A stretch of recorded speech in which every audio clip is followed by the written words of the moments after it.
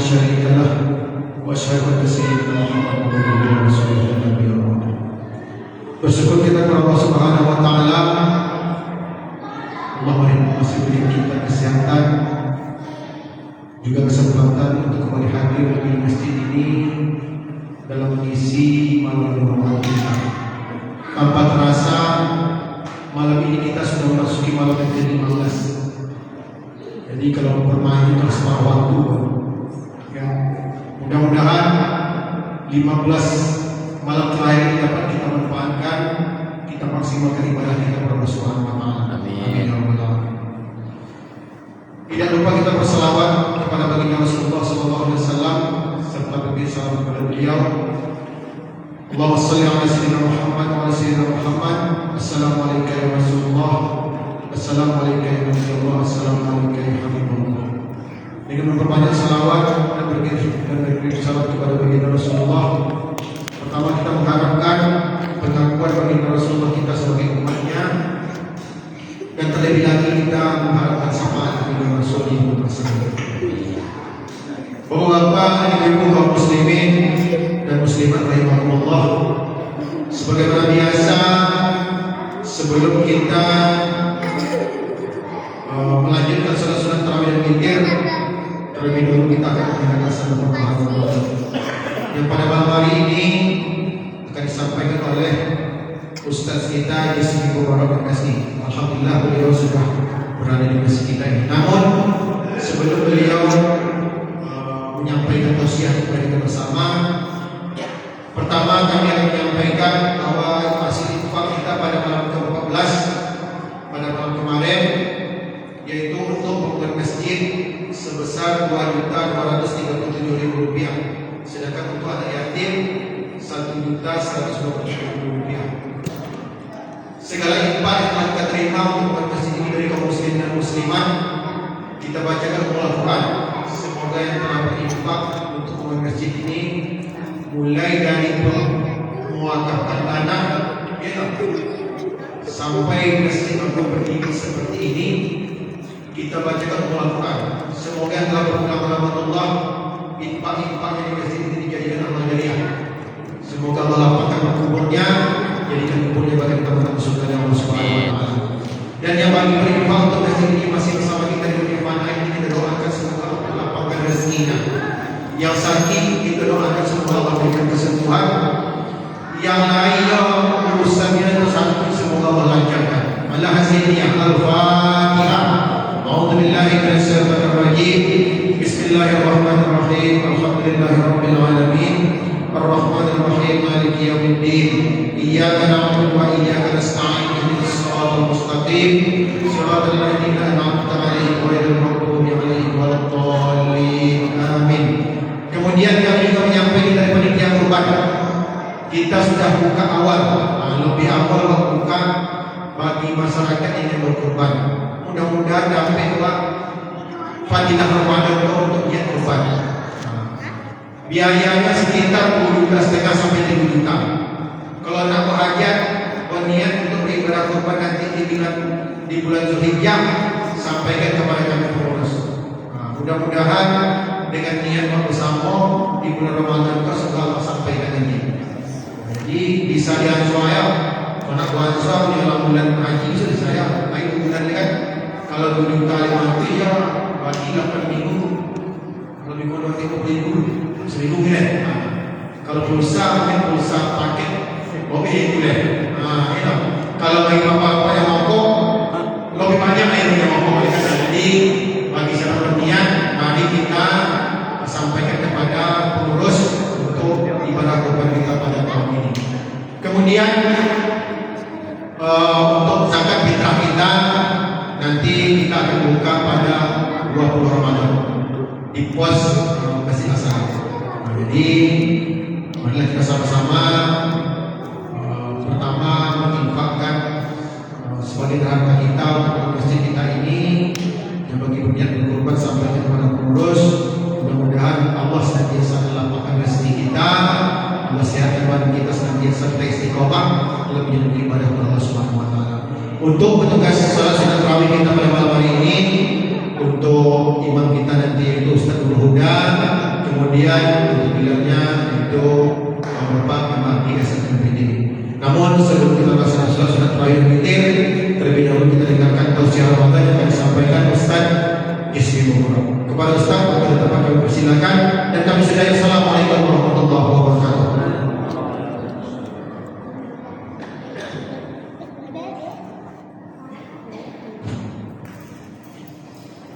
A'udzubillahiminasyaitonirrajim. Bismillahirrahmanirrahim. Assalamualaikum warahmatullahi wabarakatuh. Waalaikumsalam warahmatullahi wabarakatuh. Alhamdulillah. Alhamdulillazi hadana li hadza wa ma kunna linahtadiya laula an Allah. Asyhadu an la ilaha illallah wa asyhadu anna Muhammadan abduhu wa rasuluh la nabiyya ba'da. Puji dan syukur senantiasa marilah kita panjatkan kehadiran Ilahi Rabbi dengan limpahan rahmat, karunia, taufik, kesehatan, kesempatan yang diberikannya kepada kita pada malam hari ini. Sudah malam yang ke-15. Alhamdulillah kita masih bisa berhadir di masjid ini melaksanakan sholat isya berjamaah, dan insya Allah akan kita lanjutkan dengan sholat tarawih dan witir. Sholat dan salam tidak henti, tidak bosan kita kirimkan kepada junjungan kita Nabi besar Muhammad sallallahu alaihi wasallam. Allahumma shalli ala sayyidina Muhammad wa ala alihi wa sahbihi Rasulillah ajma'in. Bapak Ibu hadirin yang dirahmati Allah, malam ini sebenarnya kalau kita sebut ceramah, bukan ceramah, karena Bapak Ibu mungkin sudah terbiasa mendengar ceramah, tapi hanya mengingatkan kepada diri dan kepada kita semuanya tentang sesuatu yang kita anggap penting dalam kehidupan ini. Bapak Ibu hadirin yang dirahmati Allah, saya berikan judul untuk ceramah kita pada malam hari ini, yaitu amalan atau perbuatan yang menghapuskan pahala.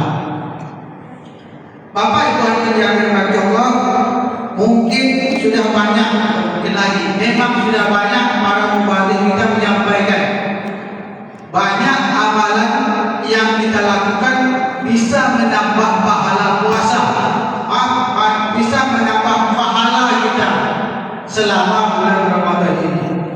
Tapi Bapak Ibu, ada amalan atau perbuatan yang apabila kita lakukan bisa menghapuskan pahala puasa. Bukan pahala puasa saja, tetapi seluruh amal kebaikan kita. Bapak Ibu hadirin yang dirahmati Allah, terbayangkan oleh kita ibu-ibu ikut arisan atau julu-julu sekali dalam setahun. Ibu-ibu dengan susah payah mengumpulkan minggu ke minggu, bulan ke bulan julu-julu tadi supaya bisa terbayar. Dan tepat bagi ibu-ibu menang di bagian akhir, nomor yang terakhir. Lah roti-roti maya kumpul menang di akhir pada asusona hati. Dapat di orang tadi kumpul, rencana akan dimasukkan topeng, masukkan dalam plastik asoy, berangkat dengan senang hati poin topeng. Ketika sampai di bek, dicek balik, ternyata kota asoy tinggal. Balik-balik ke rumah, pas ditengok, rupanya lah ditengok sama lagi, sampulnya plastik asoy ini bunuh. Lah dicampakkannya ke dompet sampah, lah dimakainya. Apa perasaan kita Bapak Ibu? Sedih, kecewa, menyesal. sia-sia perbuatan kita. Contoh dalam kehidupan sehari-hari jangan sampai begitu.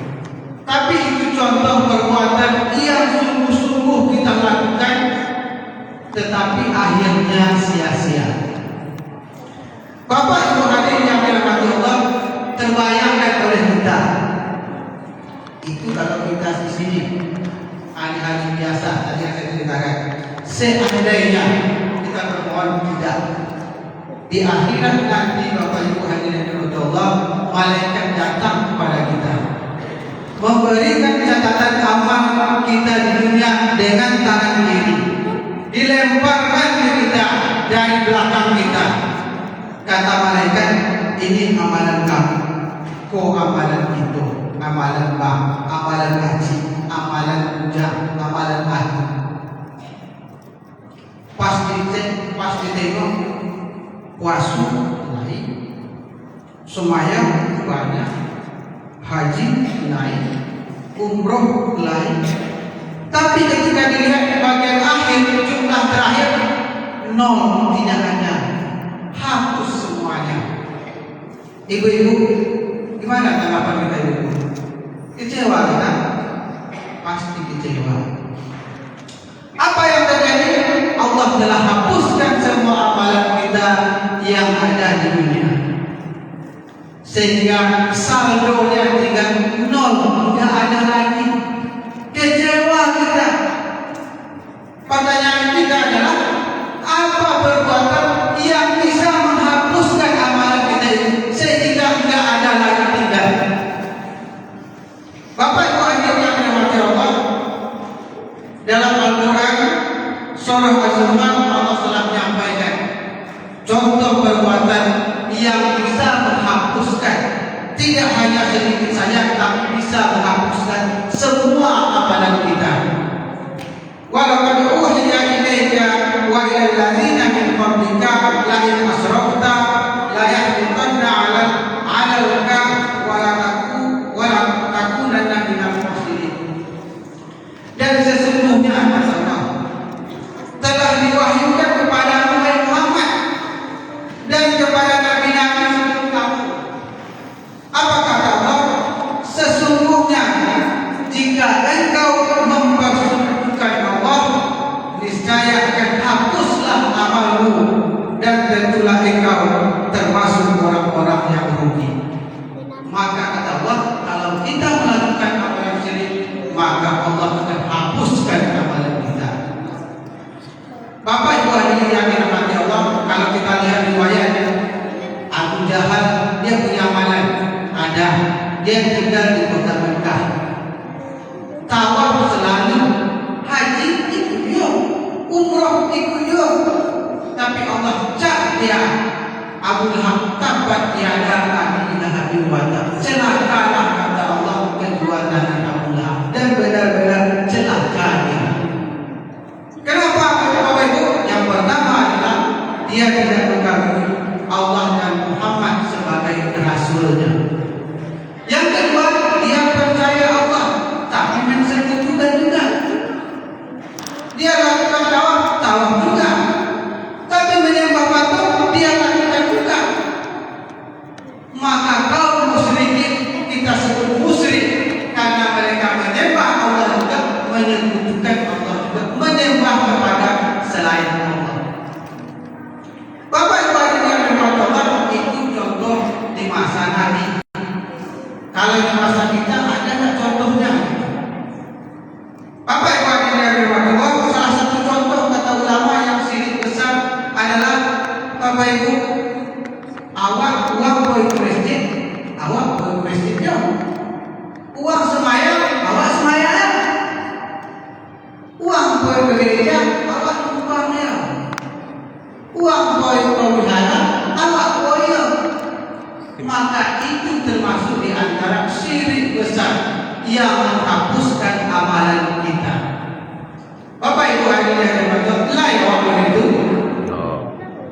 lain kita seperti itu Bapak Ibu. Ya.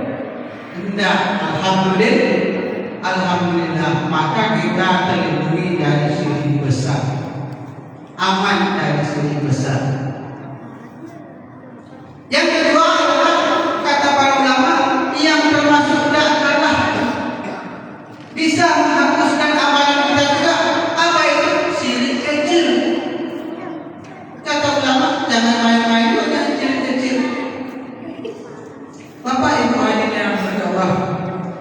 ibu-ibu datang, nggak, aku anak domo. Oh, domo anaknya, iyo.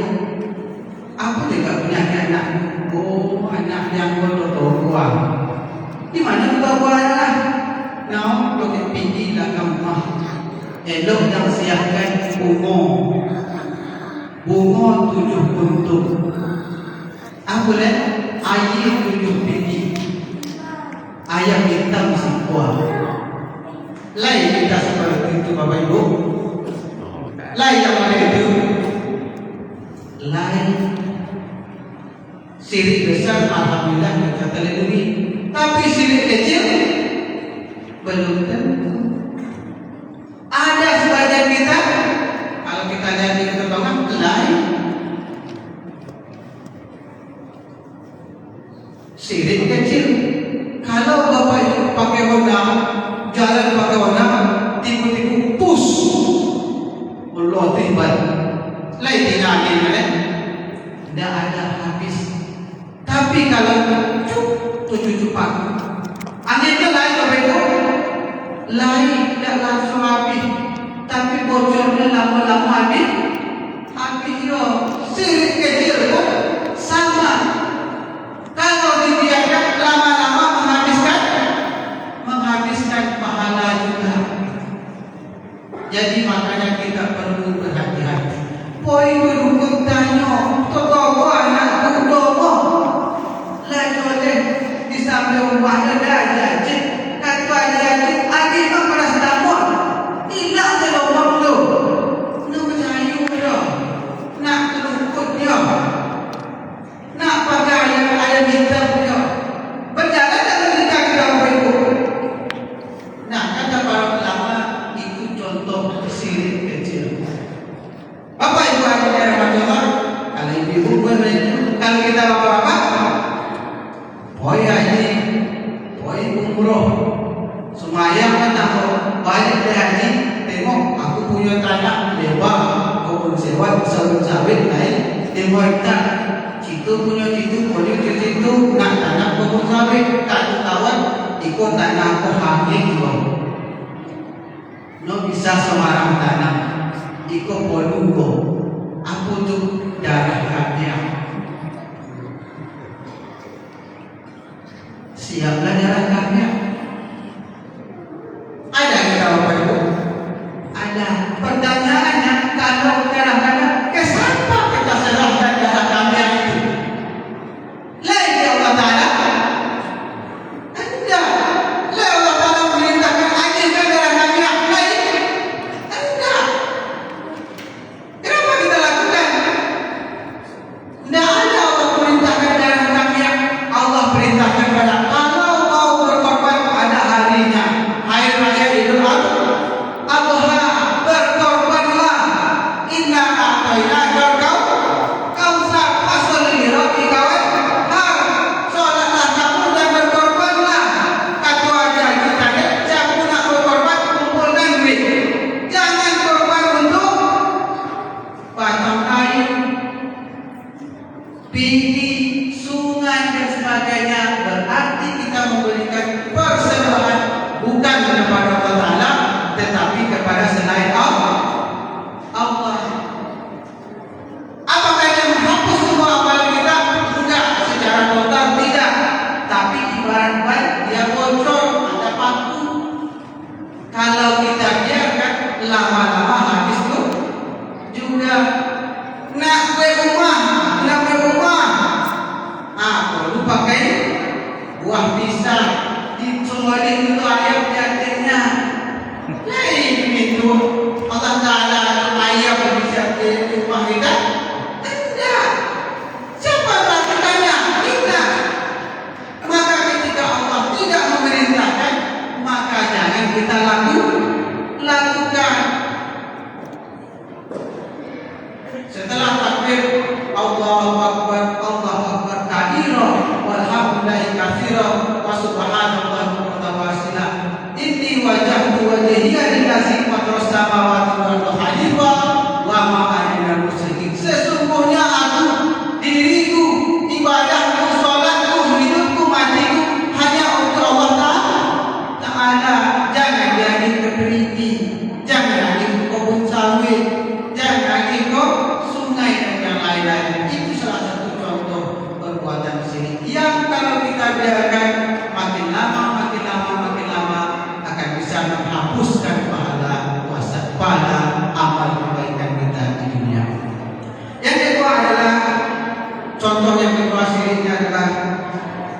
perbuatan sihir. Dan yang ketiga, di antara yang ketiga perbuatan yang bisa menghapuskan amalan kita yang termasuk kategori syirik kecil juga adalah riya. Kalau bahasa kita monyungan. Ibu, kalau lain orang di pagi di tubuh masjid, lain masuk sekolah bu. Woi, ujinya tu, semayang lain kok malah disuruh ditanya oleh. Hati-hati, jangan berharap pujian. Boleh sih kalau lain orang puji-pujian bisa-bisanya, tapi jangan masuk dalam hati. Kami lepas buat lagi berpujian biasa-biasa saja. Jangan merasa naik tahu. Kata Allah Ta'ala, siapa yang beramal meminta pujian, berharap pujian dari manusia, kata Allah Ta'ala, itu ibaratkan